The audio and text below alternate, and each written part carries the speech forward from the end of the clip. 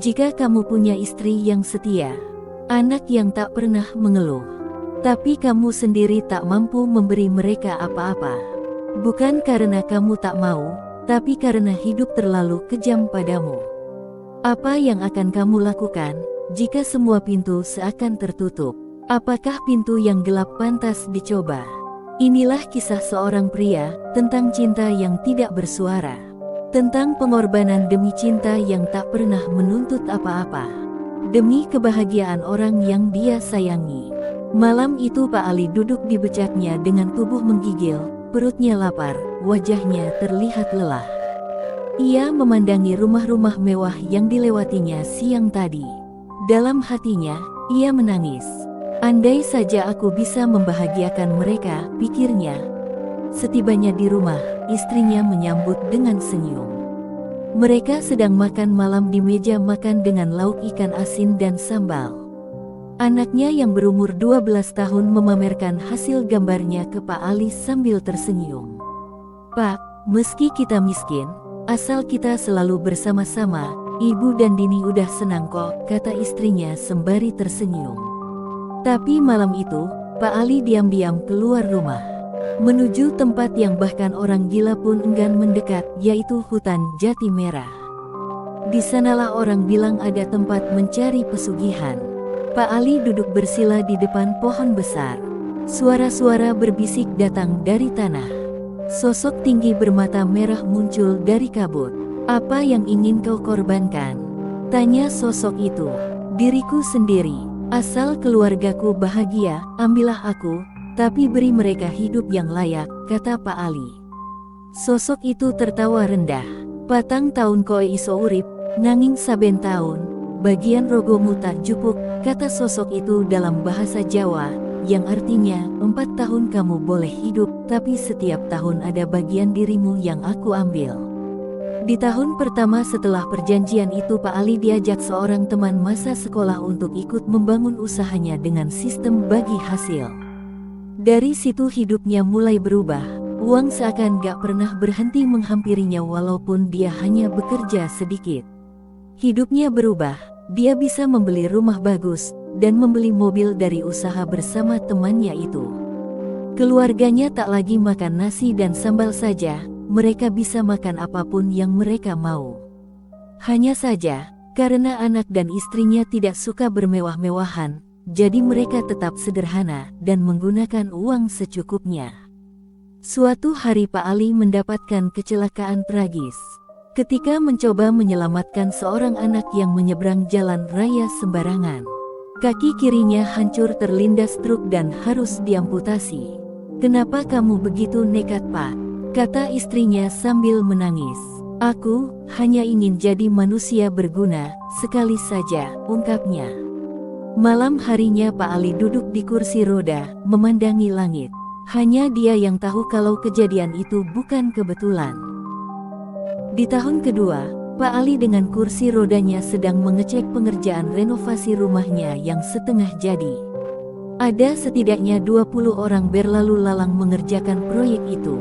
Dalam hatinya berkata, "Ini semua sepadan, aku hanya perlu menggunakan sisa hidupku untuk bahagia bersama mereka, apapun yang terjadi."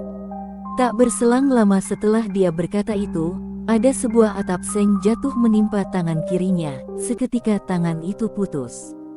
Pak Ali berusaha menahan sakit yang luar biasa, dan segera dilarikan ke rumah sakit. Dia berkata dalam hati, "Ini tahun kedua," bisiknya lirih. Pak Ali kini hanya punya satu tangan dan satu kaki. Tapi keluarganya hidup dengan bahagia. Dini sekolah di tempat yang bagus sesuai dengan minatnya.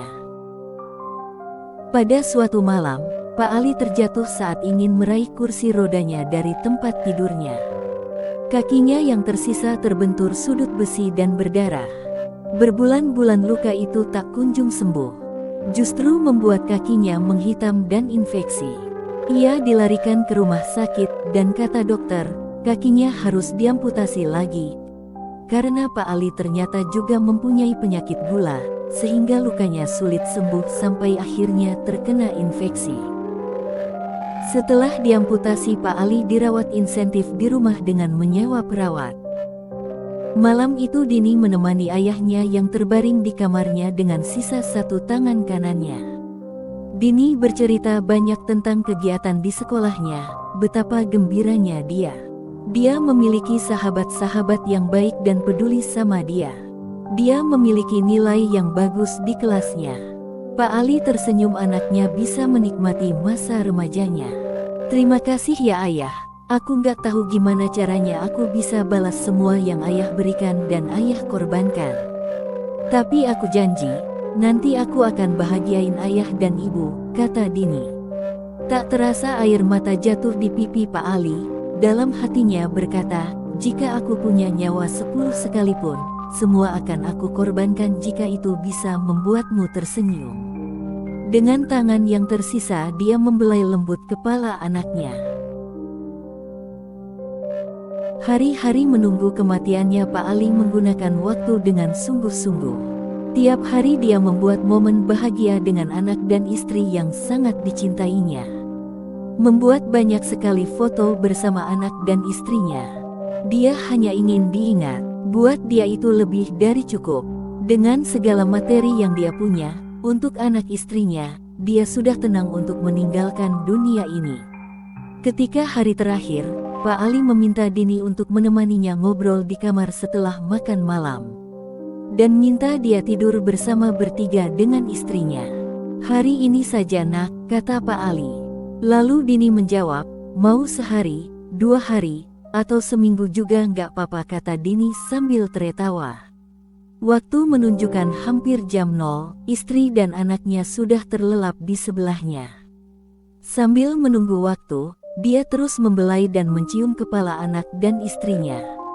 Lalu, sosok itu datang tepat pukul 0. Waktumu sudah habis, katanya. Pak Ali tersenyum tipis. Tak ada rasa takut, hanya tenang. Sebelum napas terakhirnya, ia mencium kembali kening anak dan istrinya. Keesokan harinya Pak Ali ditemukan sudah tak bernafas lagi. Di samping kiri ada istrinya yang memeluk. Di samping kanan anaknya ikut memeluk. Orang bilang, Pak Ali meninggal dengan damai. Tapi tak ada yang tahu, di balik kepergiannya, ada kesepakatan gelap yang menuntut tubuhnya, bagian demi bagian. Dari cerita ini kita bisa mengambil hikmah. Tak semua cinta datang dengan kata-kata. Ada cinta yang memilih untuk diam, memilih jalan yang sepi, memikul beban seorang diri. Mungkin caranya salah, tapi mungkin itu semua dilakukan hanya demi bisa melihatmu tertawa di hari esok. Demi bisa memberimu terang meski harus terjun ke jurang kegelapan. Cinta yang seperti itu kadang tak kita pahami sampai semuanya terlambat. Cinta sejati tidak selalu terlihat. Ia bisa jadi diam, terluka, tapi tetap memilih bertahan demi orang yang disayangi. Kadang, orang yang paling kita salah pahami adalah orang yang paling banyak berkorban untuk kita.